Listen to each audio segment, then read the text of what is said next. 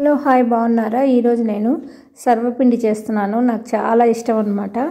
అంటే ఉప్పు చెక్కలు చేస్తారంటారు కదా, పప్పు చెక్కలు ఉప్పు చెక్కలు సేమ్ థింగ్స్ దీంట్లో వేస్తాము, అందుకని నాకు ఇష్టము. అవైతే ఆయిల్లో ఫ్రై చేసుకుంటాము. ఇది కొంచెమే ఆయిల్ వేసి స్పూను అట్లా ఆయిల్ వేసేసి చేసేసుకోవచ్చు అనమాట. అందుకని నాకు చాలా ఇష్టం ఈ రెసిపీ. ఈరోజు నేను మా ఇంట్లో డిన్నర్కి ఇదే చేసుకుంటున్నాను. బియ్యం పిండి కొంచెం ఉంది, దాంతో బియ్యం పిండి వేసాను. తర్వాత ఉప్పు, జీలకర్ర, ఇంగు కూడా వేసుకున్నాను అనమాట. మన ఇష్టం, ఇట్లాంటివన్నీ మన ఇష్టమైనవన్నీ వేసుకోవచ్చు. అంటే కొత్తిమీర ఉంటే కొత్తిమీర వేసుకోవచ్చు, కరివేపాకు వేసుకోవచ్చు, మునగాకు వేసుకోవచ్చు.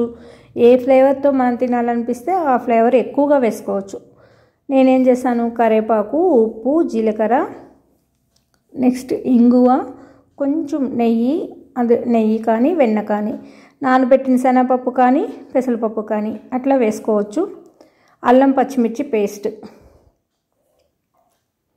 నేను అది కూడా వేయలేదు. అల్లం పచ్చిమిర్చి ఇంట్లో అవైలబుల్ లేదు, అందుకని వేయలేదు. సన్నగా తరిగిన ఉల్లిపాయలు వేసుకున్నాను. చాలా టేస్ట్ ఉంటుంది, మీరు ట్రై చేసి చూడండి.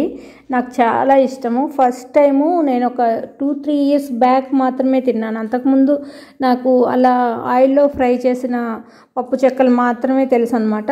అవి అన్నీ ఈ థింగ్సే వేసి, ఈ పిండి ఇట్లానే వేసి ఇలానే పిండి కలుపుకొని వేసుకుంటే అవి చాలా బాగుంటాయి అన్నమాట. అవి 10 days 20 days అట్లా నిల్వ ఉంటాయి కదా, అట్లా ఇష్టం అవి నాకు బాగా. కానీ అంత పర్ఫెక్ట్గా రాదు, క్రిస్పీగా నాకు కొంచెం గట్టిగా వస్తాయి అవి.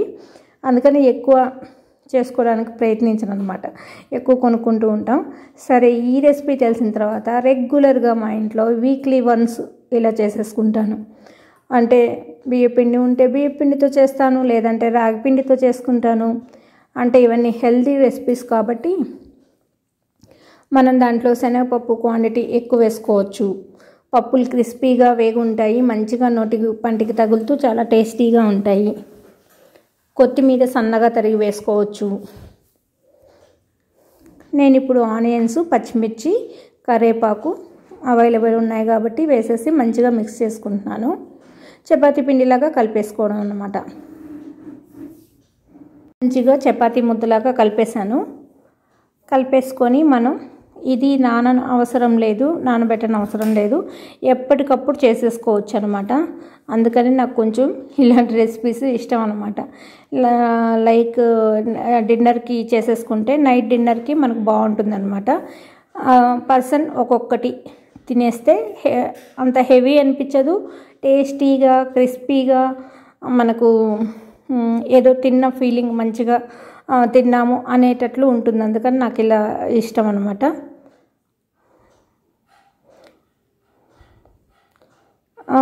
బియ్యపిండి ఉన్నా రాగిపిండి ఉన్నా కంపల్సరీ చేస్తాను. మంత్లీ 2 అయితే చేస్తాను నేను. ఇడ్లీ దోశ కంపల్సరీ మా ఇంట్లో చెయ్యను, ఎవరు తినరు, ఇష్టపడరు. మా వారికి తప్ప ఎవరికి ఇడ్లీ దోశ ఇష్టం ఉండదన్నమాట. పిల్లలు పూరి, చపాతీ ఇట్లాంటి ఏమైనా వెరైటీ చేస్తే ఓకే.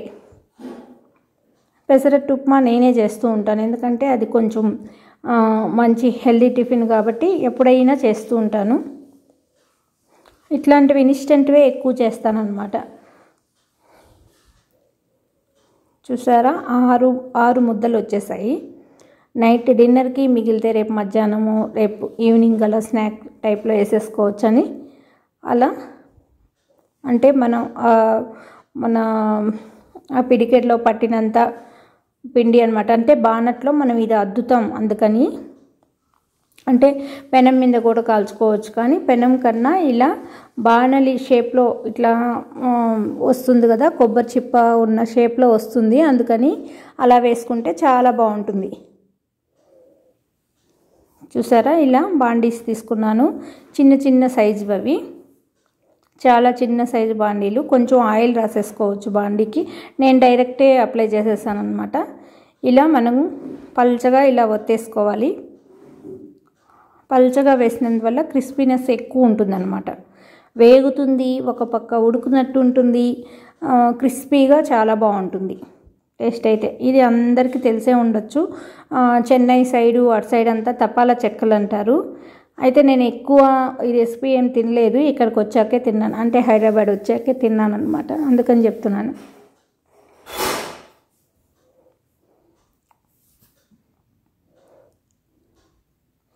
అలా బాండీ అంతా స్ప్రెడ్ చేసేసాను. అది చిన్న సైజు బాండీ అనమాట. ఇప్పుడు హోల్స్ పెట్టేసుకుందాం.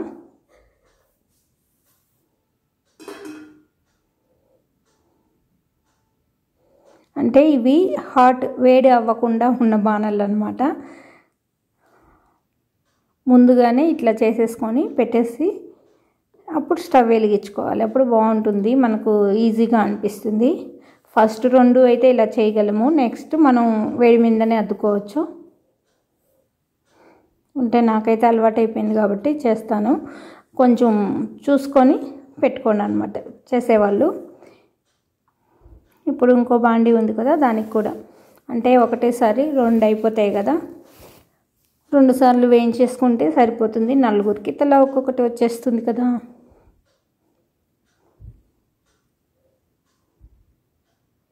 ఇలా రాగి పిండితో కూడా చేసుకోవచ్చు, చాలా టేస్టీగా ఉంటుంది రాగి పిండితో కూడా. రాగి పిండికి సజ్జపిండికి ఎప్పుడు ఉల్లిపాయ పచ్చిమిర్చి తగిలితే ఆ టేస్ట్ చాలా ఇంక్రీజ్ అవుతుందన్నమాట, చాలా బాగుంటుంది. మేము చిన్నప్పుడు కూడా నాకు తెలిసి రాగిపిండి దోశలు వేసుకొని తినేవాళ్ళము, అందుకని అది కొంచెం ఇంట్రెస్ట్గానే తింటామన్నమాట. ఇది ఇలాంటి టైంలో ఇప్పుడున్న సిచ్యువేషన్లో చాలా బలమైన ఫుడ్, మనం ఇంట్రెస్టింగ్గా రుచిగా తినడానికి ఈజీగా చేసుకోవడానికి అప్పటికప్పుడు ఇట్లాంటి రెసిపీస్ బాగుంటాయి, హెల్తీగా కూడా ఉంటాయి అన్నమాట. అంటే బియ్యం పిండి అంత ఇది కాకపోయినా రాగి పిండి సజ్జపిండి అలాంటి వాటితో మనం ట్రై చేసామంటే ఒక మంచి డిన్నరు, మంచి బ్రేక్ఫాస్ట్ తిన్నట్టు ఫీలింగ్ ఉంటుంది.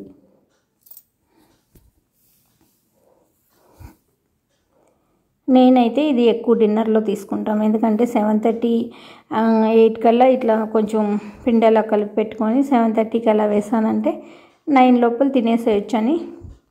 ఎక్కువ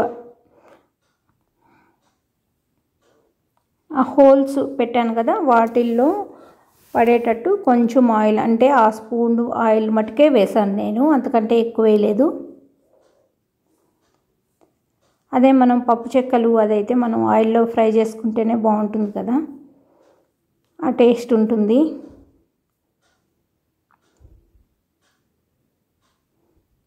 ఆయిల్ వేసేసి మూత పెట్టేస్తే ఒక 5-10 మినిట్స్కి మనకు మంచి స్మెల్ వస్తుంది, కాలింది అని తెలిసిపోతుంది అన్నమాట మూత తీసి చూస్తే.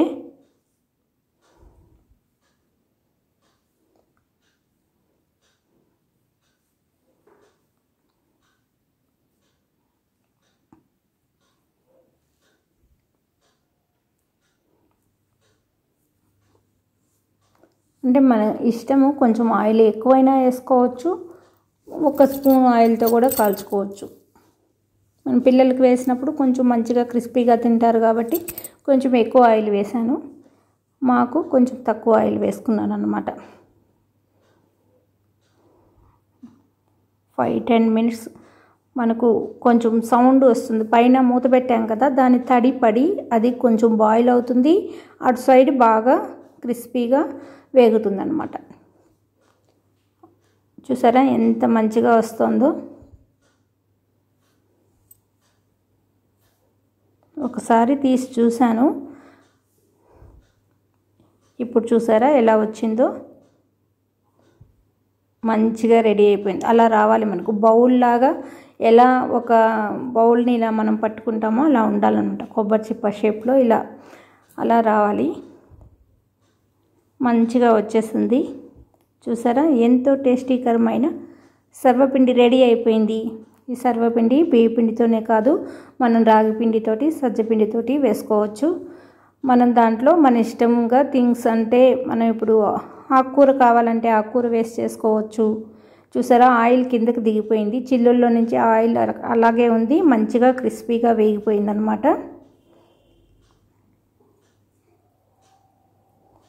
పాలకూరతో చేసుకోవచ్చు, మెంతికూరతో చేసుకోవచ్చు, మునగాకుతో చేసుకోవచ్చు, చాలా టేస్టీగా ఉంది.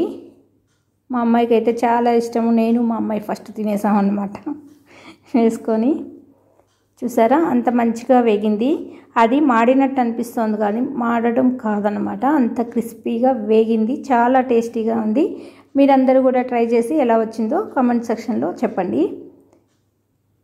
ఈ రెసిపీ మీకు నచ్చినట్లయితే లైక్ చేయండి, షేర్ చేయండి, సబ్స్క్రైబ్ చేయండి. థ్యాంక్ యూ అండి. బాయ్ అండి. ఒక గిన్నె షేప్లో రావాలన్నమాట, అందుకని చూపిస్తున్నాను. దీంట్లో వెన్న వేసుకొని తింటే బాగుంటుందంట. మీరు కూడా ట్రై చేసి చూడండి.